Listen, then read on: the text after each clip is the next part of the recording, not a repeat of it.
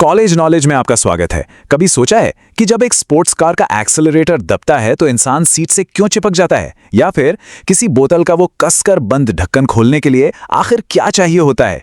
इन सब का जवाब ना एक ही अदृश्य शक्ति में छिपा है, टॉर्क। और आज हम इसी घुमावदार फोर्स के पीछे का राज खोलेंगे। तो चलिए शुरू करते हैं। हम सबने ये महसूस किया है, वो जो जबरदस्त पुश महसूस होता है जब कोई कार तेजी से रफ्तार पकड़ती है। ये सिर्फ स्पीड की बात नहीं है, ये एक कच्ची घुमाने वाली ताकत है। लेकिन आखिर ये है क्या चीज, और इंजन के अंदर ये पैदा कैसे होती है? इसका जवाब शायद हैरान करने वाला हो। ये बिल्कुल उसी बेसिक प्रिंसिपल पर काम करता है जो किसी जार या बॉटल का ढक्कन खोलते वक्त इस्तेमाल होता है। सोचिए, किसी बॉटल का ढक्कन खोलते समय जो घुमाने वाली ताकत हम लगाते हैं ना, असल में बस वही है टॉर्क। हाँ, बिल्कुल वही फोर्स जो एक ढक्कन खोलती है।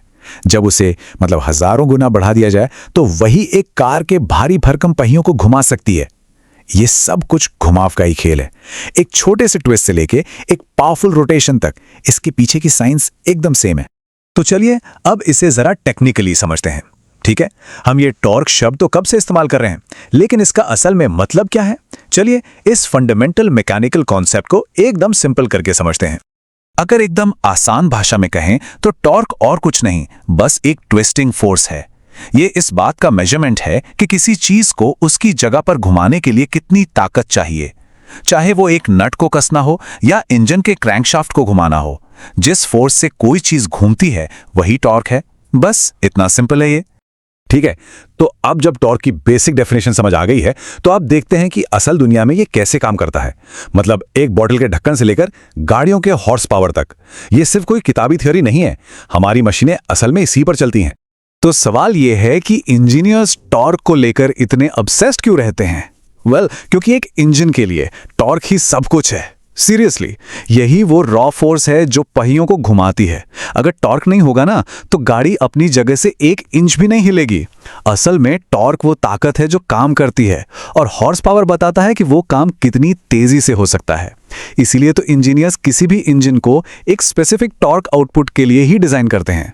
ओके, तो ये तो समझ आ गया कि टॉर्क एक बहुत जरूरी और एक इनविजिबल फोर्स है। लेकिन अगर इसे देख नहीं सकते तो इसे मेजर कैसे करते हैं? कैसे पता चलेगा कि कोई इंजन उतनी पावर बना भी रहा है या नहीं जिसके लिए उसे डिजाइन किया गया था? और ये एक बहुत ही क्रिटिकल सवाल है। यहां गैस वर्क से तो काम चल ही नहीं सकता।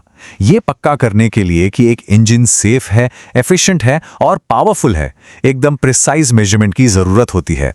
और इसके लिए इंजीनियर्स को एक खास टूल की जरूरत पड़ती है, और वो टूल है डायनेमोमीटर, जिसे इंजीनियरिंग वर्ल्ड में प्यार से डायनो भी कहते हैं। ये एक शानदार डिवाइस है जिसे सिर्फ एक काम के लिए बनाया गया है, किसी इंजन से निकलने वाले ट्विस्टिंग फोर्स यानी टॉर्क को एकदम एक्यूरेटली मापना। इंजीनियर्स गाड़ी को सड़क पर दौड़ाने के बजाय एक लैब की कंट्रोल्ड कंडीशंस में इंजन को टेस्ट करने के लिए डायनो का इस्तेमाल करते हैं। और मजे की बात यह है कि टॉर्क को मापने का सिर्फ एक ही तरीका नहीं है। डायनेमोमीटर बेसिकली 2 मेन प्रिंसिपल्स पर काम करते हैं। या तो वो घूमने वाली फोर्स को एब्जॉर्ब करके उसे मापते हैं, या फिर उसे ट्रांसफर होते समय इन मोशन ही माप लेते हैं। तो यहां 2 मेन अप्रोचेस हैं। पहला है एब्जॉर्प्शन टाइप, जो बेसिकली इंजन पर ब्रेक लगाता है और ये कैलकुलेट करता है कि उसे रोकने में कितनी एनर्जी लगी। ये कुछ ऐसा है जैसे ताकत को रोक कर नापना। और दूसरा है ट्रांसमिशन टाइप, जो पावर को फ्लो होने देता है और उसे रास्ते में ही मेजर कर लेता है बिना उसे रोके। चलो पहले वाले तरीके को जरा और करीब से देखते हैं, यानी पावर एब्जॉर्प्शन डायनेमोमीटर को। जैसा कि नाम से ही पता चल रहा है, इसका सारा खेल एनर्जी को एब्जॉर्ब करने का है। इसका प्रोसेस काफी स्ट्रेट फॉरवर्ड है। इमेजिन कीजिए कि इंजन एक शाफ्ट को बहुत तेजी से घुमा रहा है। अब डायनो क्या करता है, वो उस घूमते हुए शाफ्ट पर धीरे धीरे ब्रेक लगाता है। अब उसे पूरी तरह रोकने में जितनी ज्यादा एनर्जी या फोर्स लगेगी, उसका सीधा मतलब है कि इंजन उतना ही ज्यादा टॉर्क बना रहा है। तो बेसिकली ये टॉर्क को रोकने के लिए जरूरी फोर्स को मापकर काम करता है। अब आते हैं दूसरे अप्रोच पर, जो पावर को रोकने के बजाय उसे ट्रांसफर होने पर फोकस करता है। यह है पावर ट्रांसमिशन डायनामोमीटर। इसमें पावर को रोका नहीं जाता, बल्कि पावर एक मेजरिंग डिवाइस से होकर गुजरती है, जो उस फोर्स को ऑन द गो ही माप लेती है।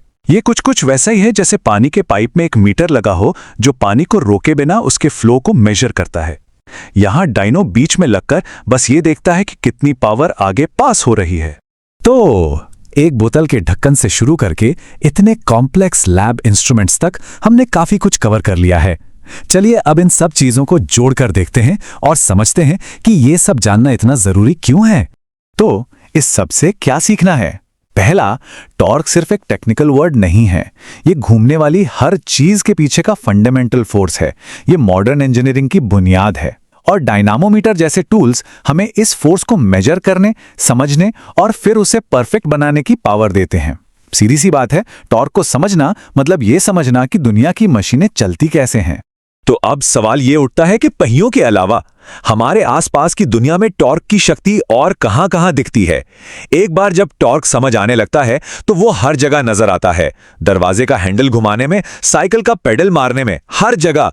तो अगली बार जब कोई चीज घूमे तो उस इनविजिबल लेकिन पावरफुल फोर्स के बारे में जरूर सोचिएगा। हमारे साथ इस विश्लेषण में जुड़ने के लिए शुक्रिया।